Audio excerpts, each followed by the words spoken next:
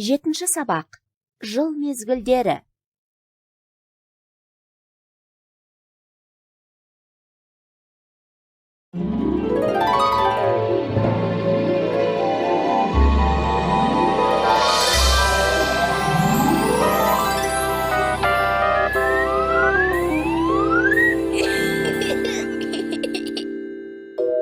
Ай мектеп.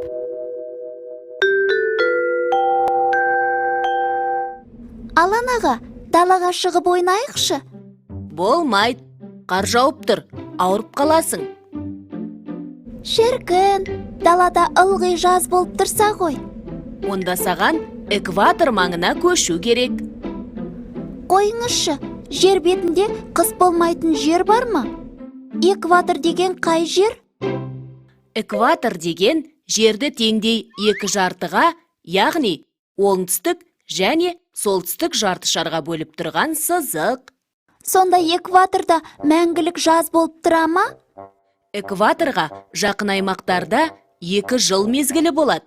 Ұзаққа созылған құрғақ ауа райынан кейін жаңбыр маусымы басталады.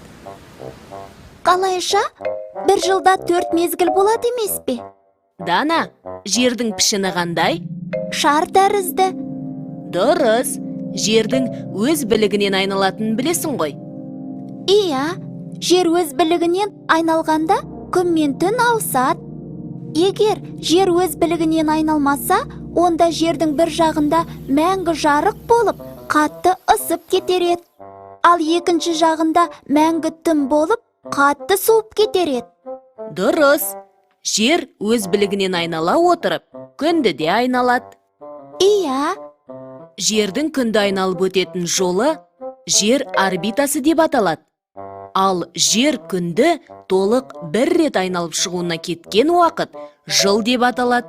Бір жылда 365 күн бар. мұның жыл мезгілдерінің ауысуына қандай қатысы бар? Тікелей қатысы бар. Жер күнді айналуының арқасында жыл мезгілдер ауысады. Түсіндім.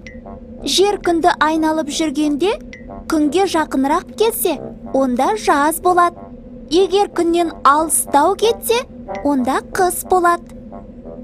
Жоқ, қателесесің, Дана. Жердің күнге жақындап алыстауының жыл мезгілдеріне еш қатысы жоқ. Онда жердің күнді айналуы жыл мезгілдеріне қалай әсер етеді? Жердің білігі орбита жазықтығында көлбеу орналасқан. Бұлай көлбеу тұруы жыл бойы сақталады. Сондықтан да күн сәулесі жердің бетіне біркелкі түспейді. Иә, жердің мына аймағына әрдайым түсіп тұр ғой. Дұрыс байқадың, бұл жердің солтүстік полюсы, ал мынау оңтүстік полюсы. Яғни жер күнге жарты жыл бойы оңтүстік полюсімен, ал жарты жыл бойы солтүстік полюсы жағымен қарап қозғалады. Түсінікті, қай жағымен қарап қозғалса, сол жағында жаз болады ғой.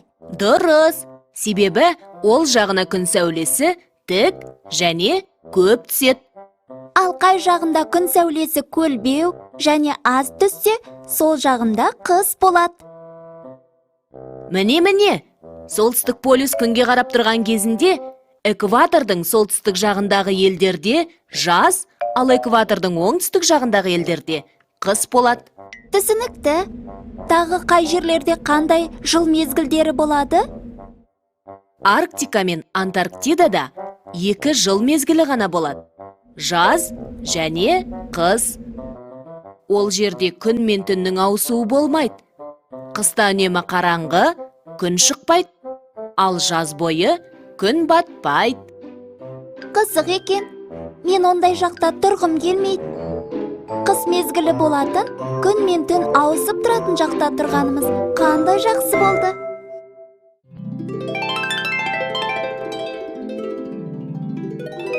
Қайталайық. Жыл мезгілдері. Экватор жерді теңдей 2 жарты шарға, яғни оңтүстік пен солтүстік жарты шарға бөліп тұратын сызық. Экваторға жақын аймақтарда 2 жыл мезгілі болады. Олар жаз және қыс. Ұзаққа созылған құрғақ ауа райынан кейін жаңбыр маусымы басталады. Жер өз білігінен айнала отырып, күнді де айналады. Жердің күнді айналып өтетін жолы жер орбитасы деп аталады. Жер күнді толық бір рет айналып шығуына кеткен уақыт жыл деп аталады. Бір жылда 365 күн бар. Мынау жердің солтүстік полюсі. Мынау оңтүстік полюсі. Жер күнге жарты жыл бойы оңтүстік полюсімен, жарты жыл бойы солтүстік полюсі жағымен қарап қозғалады. Күн сәулесі тік және көп түскен жағында жаз, керісінше көлбеу және аз түскен жағында қыс болады. Арктика мен Антарктидада 2 жыл мезгілі болады. Олар жаз және қыс. Ол жерлерде күн мен түннің ауысуы болмайды. Қыс бойы қараңғы, жаз бойы жарық болады. Жылдың 4 мезгілі бар. Көктем, жаз, күз, қыс. Көктем айлары: наурыз, сәуір, мамыр. Жаз айлары: маусым, шілде, тамыз. Күз айлары: қыркүйек, қазан, қараша. Қыс айлары: желтоқсан, қаңтар, ақпан.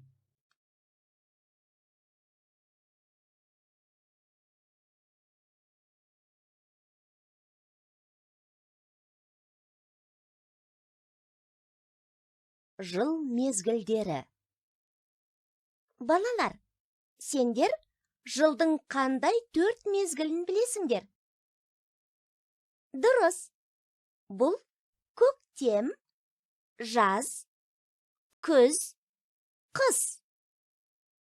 Жыл мезгілдері бір-бірімен жалғасып, бір жылды құрайды.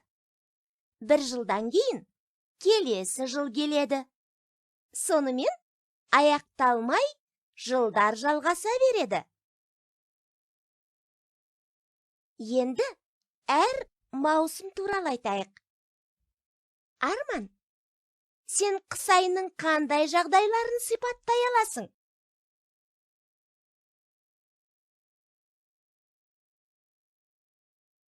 Қыстағы ауа райы суық. Қар жауып, боран соғады. Табиғат ұйқыға кетеді. Өсімдіктің өсуі тоқтайды. Жапырақты ағаштар мен бұталар күзде жапырақтарын тастайды. Жануарларға тамақ табу қиын болады. Жыл құстары күзде жыл аймақтарға ұшып кетеді. Көктемде табиғатта не болады? Көктемде күн мол шуағын шашады. Күннен күнге ауа райы жылына түседі. Қар ериді. Табиғатқа жан бітеді. Ағаштардың жапырақтары көктеп, гүлдер гүл ашады. Құстар ұя салады. Қыс бойы ұйықтаған жануарлар оянады. Ал мен сендерге жаз туралы айтайын. Жаз жылдың ең жылы мезгілі. Найзағай жарқырап, күн жиі күркірейді. Жазда гүлдер гүлдейді. Саңырауқұлақтар мен жидектер піседі. Өсімдіктер жеміс береді. Жаздан кейін күз келеді. Күзде салқын болады. Ауа райы бұлттанып, жиі жаңбыр жауады. Ағаштардың жапырақтары сарғайып, түсе бастайды. Жыл құстары жыл аймаққа ұшып кетеді. Балалар, әр маусымның айларын атаңдар. Дұрыс, балалар. Күз айлары: қыркүйек, қазан, қараша. Қыс айлары: желтоқсан, қаңтар, ақпан. Көктем айлары: наурыз, сәуір, мамыр. Жаз айлары: маусым, шілде, тамыз. Адамдардың өмірі жыл мезгілдеріне байланысты өзгереді. Суреттерге қарап, балалардың әр маусым айларында не істейтінін айтып беріңдер. Қыс айларында балалар қысқы ойындарды ойнайды. Балалар, олар неліктен қыстан артық керемет уақыт жоқ деп санайды? Суретке сипаттама беріңдер. Балалар, енді көктем айында қандай істер атқарылатынын айтыңдаршы. Көктем ыстық маусым. Тракторлар жер жыртады. Егістікке дәнді дақылдардан бидай, арпа, картоп егіледі. Ересектер де, балалар да көкөністердің көшеттерін, ағаштардың жас талдарын отырғызады. Ыстық әрі көптен күткен жаз айы жақындайды.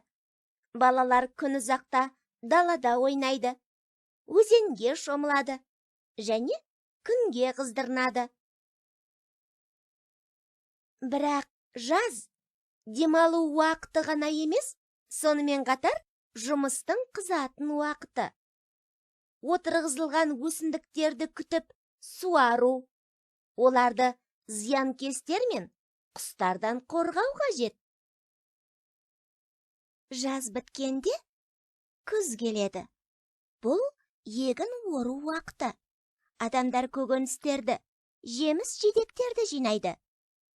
Жаздай бағып қаққан еңбектің жемісі жиналатын уақыты. Жыл мезгілдері адамдардың іс-әрекетіне ғана емес, киім киісіне де әсер етеді. Маусымға қарай киіну денсаулықты сақтау үшін маңызды.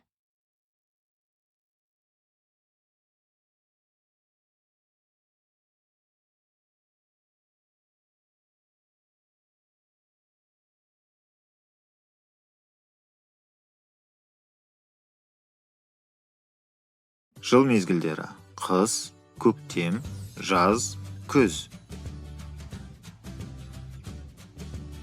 Көктем айлары: наурыз, сәуір, мамыр. Жаз айлары: маусым, шілде, тамыз.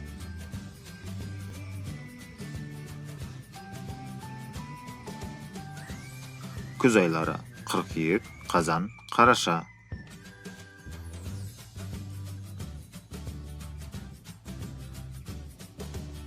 Қыс айлары: желтоқсан, қаңтар, ақпан. Қыс, көктем, жаз, күз сөздеріне жұрнақ жалғап, туынды сөз жаса.